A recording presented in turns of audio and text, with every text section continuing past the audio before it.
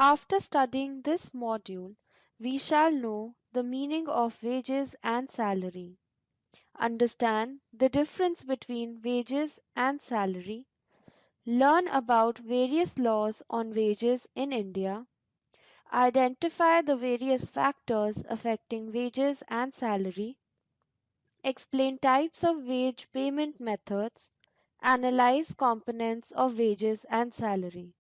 Wages refer to compensation paid to workers for their contribution towards organization in monetary form. According to Benham, wages are a sum of money paid under the contract by an employer to a worker for the services rendered. According to Yoder and Henneman, wages are compensation of wage earners, the numerous employees who use the tools, equipments of their employers to produce goods and services that they are sold by employers. According to Section 2, subsection 6 of the Payment of Wages Act 1936, wages means all remuneration, whether by the way of salary, allowances, or otherwise, expressed in terms of money or capable of being expressed so, which would, if the terms of money are capable of being so expressed, which would, if the terms of employment, express or implied, were fulfilled by a payable to a person employed in respect of his employment or the work done in such employment. Thus, wages means all remuneration due to any worker or employee if the terms of contract of employee are fulfilled. It is important to note that wages do not include perquisites like house accommodation, employer contribution to provident fund, gratitude payable, overtime allowances, etc.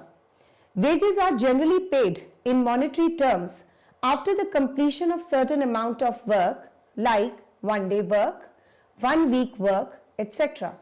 They are generally set by collective bargain of workers or by the government regulations, which states that the minimum wages payable to workers by his employer. In 1990, in Australia and New Zealand, for the first time, the concept of modern minimum wage combined with the compulsory arbitration of labor disputes was introduced. Salary, on the other hand, refers to remuneration paid, which is uniform in nature and is determined irrespective of number of hours worked. According to Oxford Dictionary, salary can be defined as a fixed regular payment, typically paid on a monthly basis, but often expressed as an annual sum made by an employer to an employee, specifically in professional or white-collar worker. According to Income Act, salary can be defined as remuneration received by or accruing to an individual periodically or for services rendered as a result of an express or implied contract.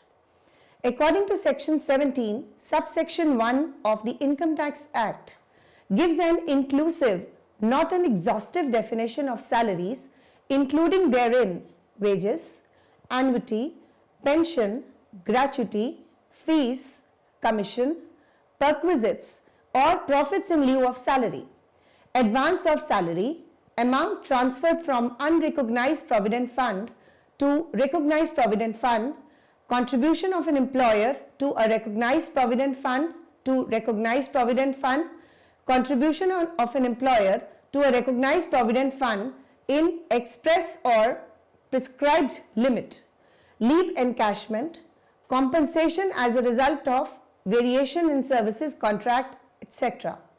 Then contribution made by the central government to the account of an employee under a notified pension scheme. We shall now study the legal aspects of salary. Section 17 of the Act gives an inclusive definition of salary which broadly includes 1. Basic salary, 2. Fees, commission and bonus, 3. Taxable value of cash allowances, 4. Taxable value of perquisites, 5. Retirement benefits. Although all the components of salary income are included in salary, there are certain incomes in each of these categories which are either fully exempt or exempt up to a certain limit. The aggregate of the aforementioned incomes after the exemption available, if any, is known as gross salary. From the gross salary, three deductions are allowed under Section 16 of the Act to arrive at the figure of the net salary, and they are: 1. Standard deduction, Section 16(1). 2. Deduction for entertainment allowance, Section 16(2). 3.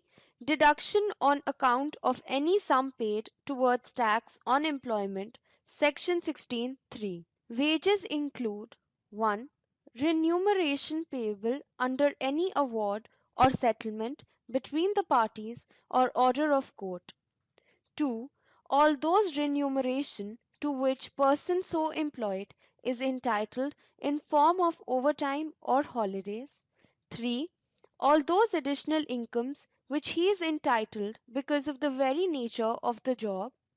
4. Any sum which by reason of the termination of employment of employee is payable under the law. 5.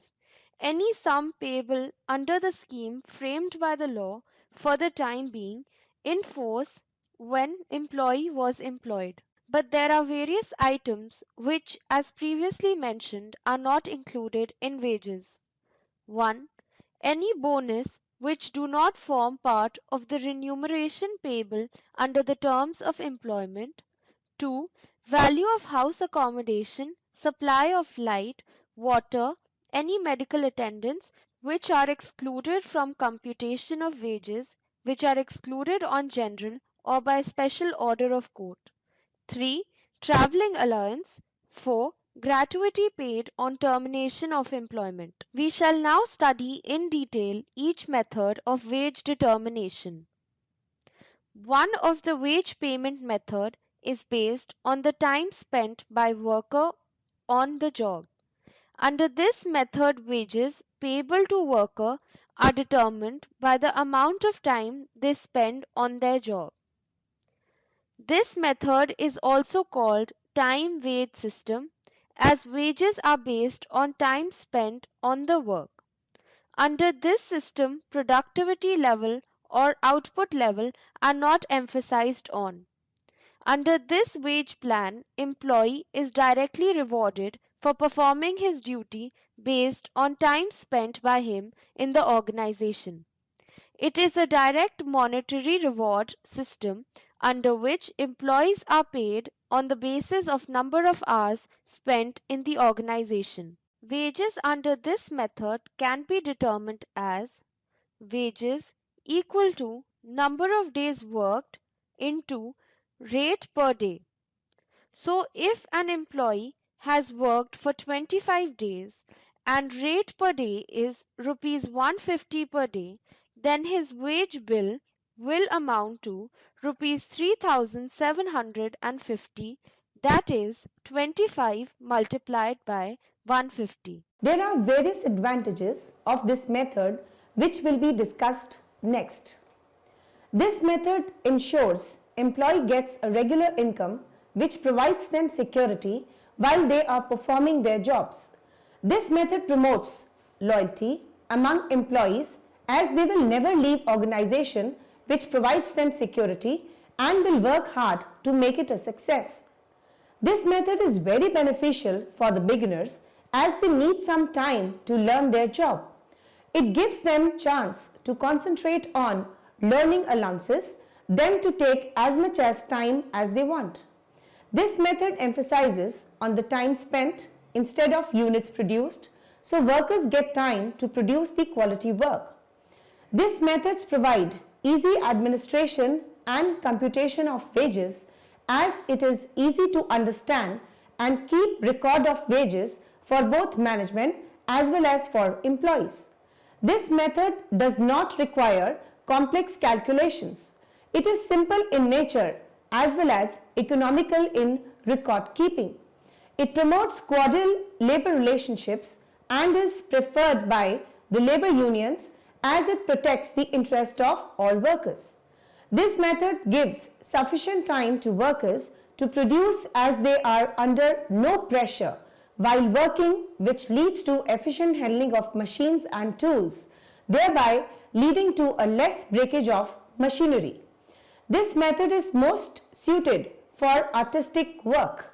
This method isn't free from drawbacks. We shall now consider them. These are: A. Under this method, close supervision is required as workers have tendency to waste time, which increases cost of supervision. B. This method does not differentiate between efficient and inefficient workers. So an efficient worker gets treated in the same way as an inefficient one. So it does not provide incentive to efficient workers. C. Workers under this method waste time. They take more breaks, indulge in conversation, because of which a lot of time is wasted. D. Organization is not able to achieve production level that it can if everyone works hard. So potential productivity level is not achieved. E. This method does not lead to achieving potential productivity level, and there is also a need for close supervision. It leads to increased cost of the organization. F.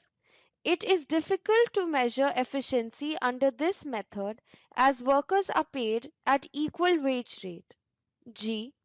This method acts as an impediment in long run growth of the organization because workers are not efficiently working, they lack incentive to work hard and gradually shirk responsibilities, which overall affects productivity level. Though this method has various disadvantages, it does not mean it is not suitable at all. This method is suitable under various circumstances such as: A. It is suitable when management can supervise as well as motivate them at the same time. B. When employees are new and need time for learning their new job. C. This method can be used in the training period of the employees. D. When output produced is not measurable in terms of units or any other terms. E. Where quality of work is prime concern. F. Where there is no clear relationship between efforts put by employees and resultant output. G. Where set standard of work performed cannot be established.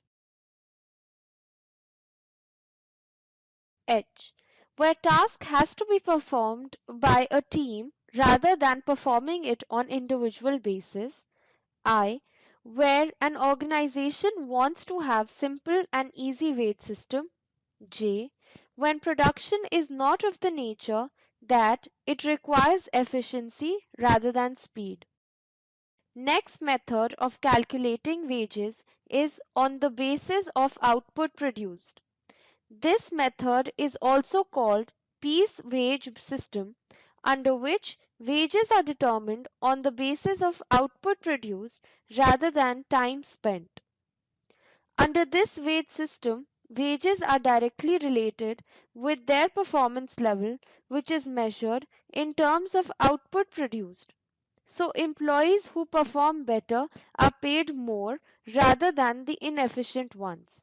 Under this method, wages can be determined as wages equal to rate per unit of product multiplied by total number of units produced.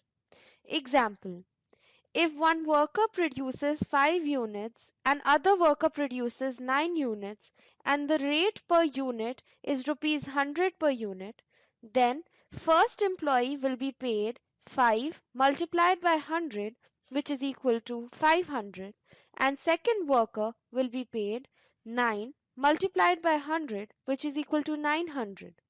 So employees are paid on the basis of output produced. There are various advantages of this method, which shall now be our area of discussion. This method ensures that employees who give more to the organization are paid more. They should be rewarded high for high efforts. So there is a direct relationship between the results produced and the rewards received. As mentioned, there is a direct relationship between the efforts and rewards, so it leads to an increase in productivity among employee level as well as in the organization. One of the disadvantages of previous discussed methods was it to demotivate efficient employees. This method overcomes that limitation and motivates employee. This method provides income opportunities to those who work hard.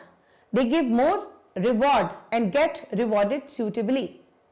Resources are put to their best uses as employees who are motivated aims at increasing working productivity, which leads to more utilization of resources as well as minimum wastages.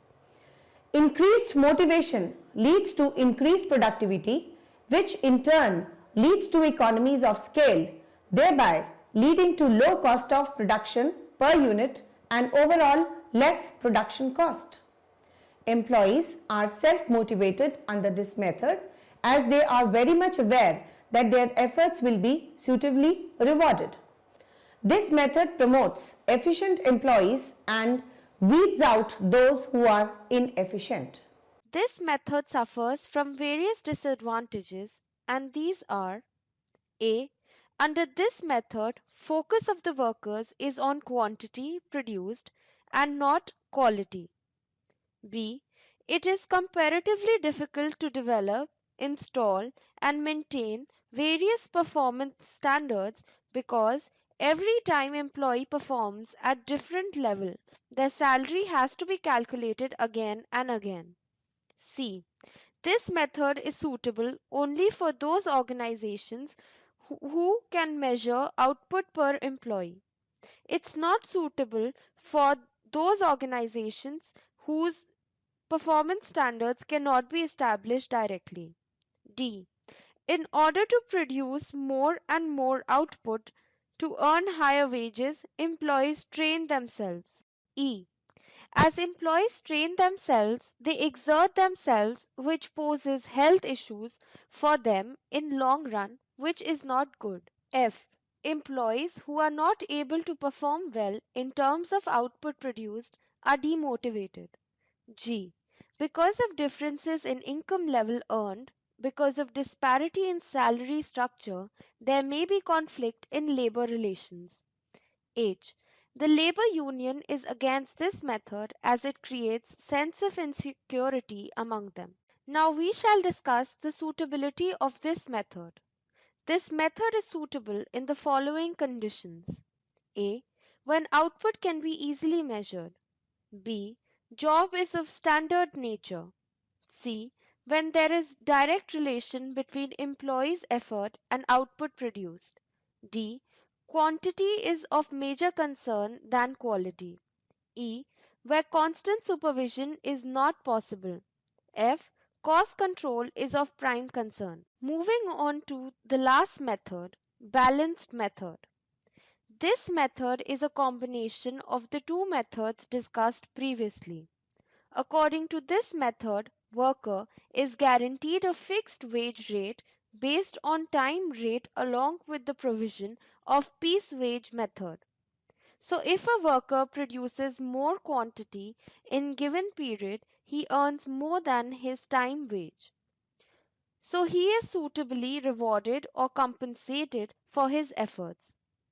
More the production in one period, more he will earn and less he earns in second period.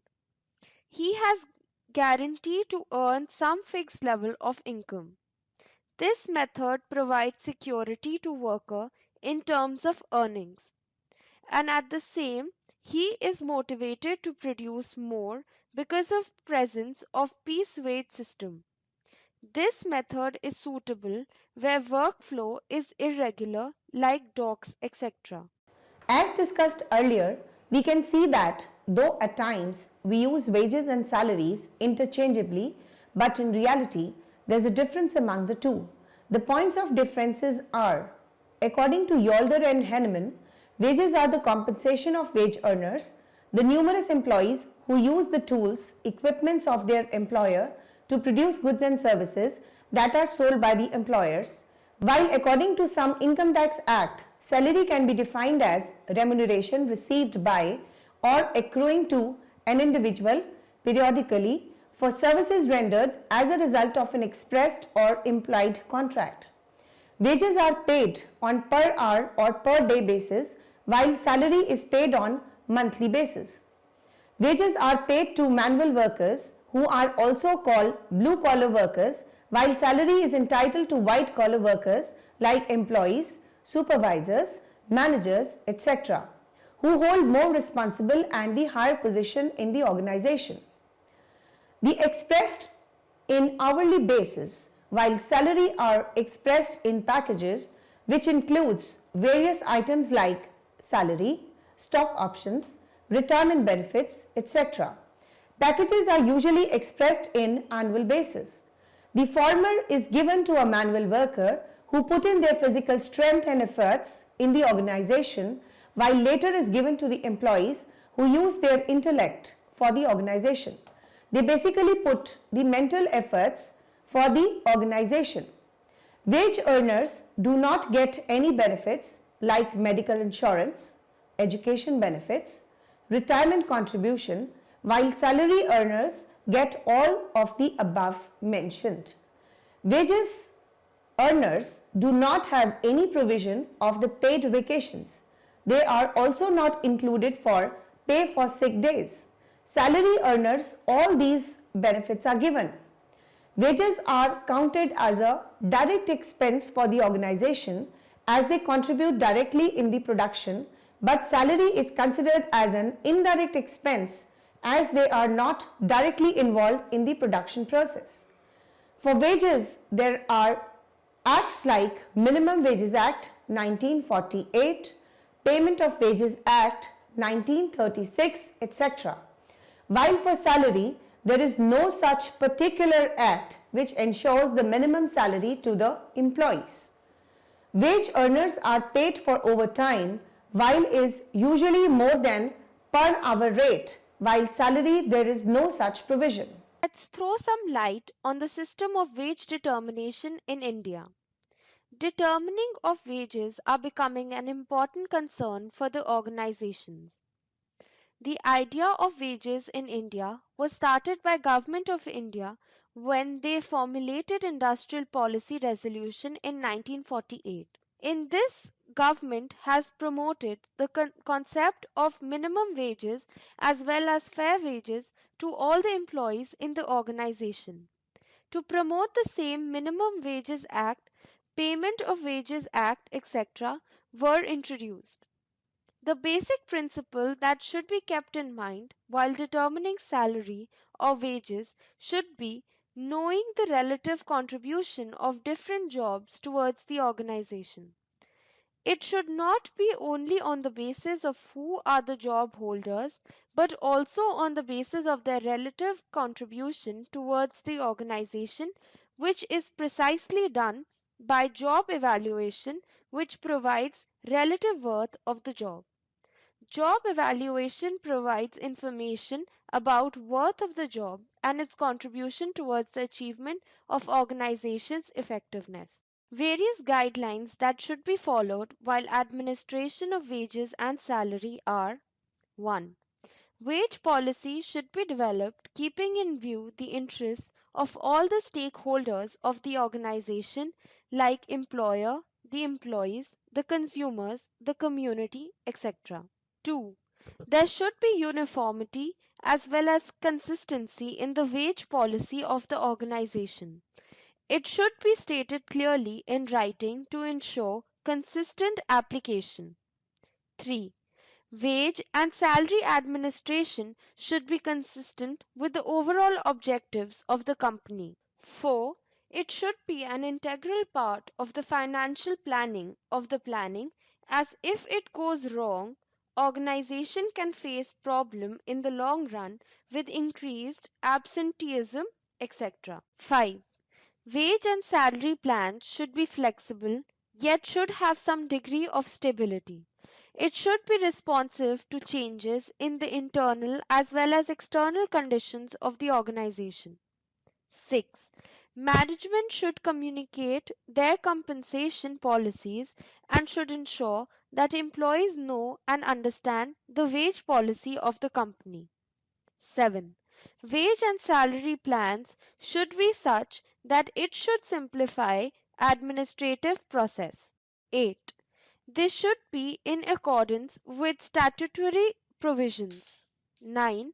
Wage policy should be reviewed periodically and should be revised if the need arises so as to make sure they are in conformity with changing needs. Thus, by following these principles while determining and administering wages and salary, the objectives of an organization to establish fair and equitable compensation, to attract competent personnel, to retain present employees, to improve productivity levels, etc., can be effectively met. Now we shall study few legal aspects of wage and salary. Various acts to be followed by employer. There are various acts which have been implemented in order to make workers get paid fairly and they are guaranteed minimum wages so that no unwanted deductions can be made by employer. Various acts have been discussed below. We will commence our discussion by studying the Minimum Wages Act 1948. International Labour Organization provides a mechanism for fixing the minimum wages in various parts of trade to encourage the protection to the labour. The objective of this act is to ensure the welfare of workers in competitive market by providing them at least the minimum wages which will help them in living a decent standard of life. This act enables the central and the state government to fix the minimum wages for wages in selected number of industries like those employed in rice mill, flour mill or dal mill. Those employed under any oil mill, those employed under any mica mill, those employed in leather manufacturing, and those who are into the woolen carpet making, shawl making, etc.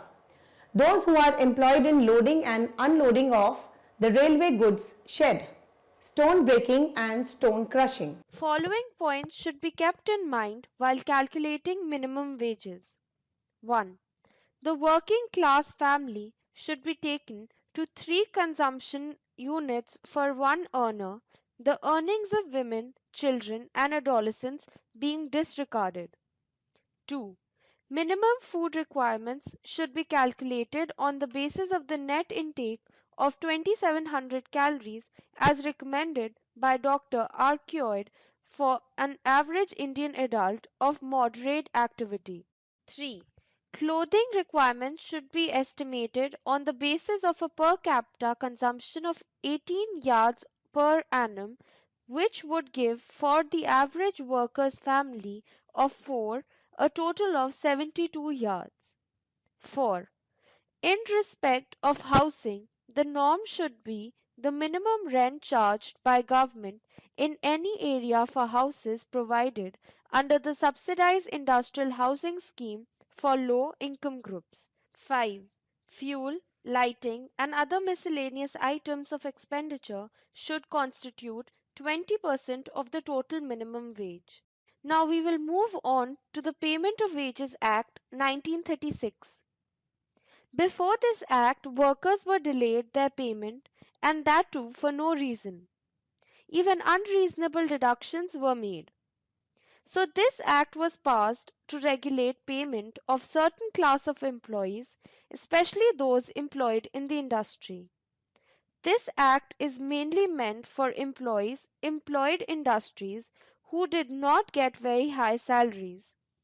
So this act included measures to check for irregular payments along with unauthorized deductions.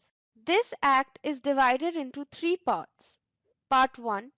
It deals with regularity and payment of wages by the employer. Part 2. It specifies the heads under which deductions are to be made from the wages. Part 3. It provides place for enforcing specific claims arising out of delay in payments. We will now throw some light on suitability of this act. Basically, this act is for employees employed in factories, railway, etc., who are earning rupees 600 or less than rupees 600 per month. This act also provides that where less than 1,000 employees are employed, wages should be paid to them before the expiry of the seventh day of the month. For organizations where more than 1,000 employees are there, they should provide them wages before the 10th day of the month, else they are liable for penalty. Moving on to the Payment of Bonus Act 1965. Bonus refers to the extra dividend to the shareholders of a company.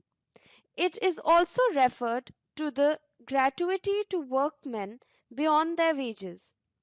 It represents desire of the company to share the surplus generated by the company by efforts of all the employees of the organization.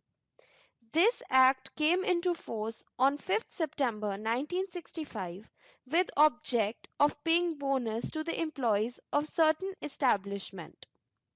Minimum bonus of 8.33% of the wages of the employee with maximum of rupees 600 is payable to employee. This act is generally applicable to all factories and establishments employing more than 20 or more employees in an accounting year. But it is not applicable in certain organizations which are named below: Reserve Bank of India, Unit Trust of India, State Financial Corporation, universities, and other educational institutions. To conclude, we can say wages refer to the compensation paid to workers for their contribution towards organization in monetary form, while salary refers to a fixed regular payment typically paid on a monthly basis but often expressed as an annual sum made by an employer to an employee. Though wages and salaries are used as synonyms many a times, but they are actually different. Wages are given to blue collar workers, while salary is payable to a white collar workers. Wages are given to blue collar workers who are directly involved in the production process, while salary are given to white collar workers like supervisors, managers, etc., who are indirectly involved in the production process. Though both of these are different in context, but form an important part of compensation.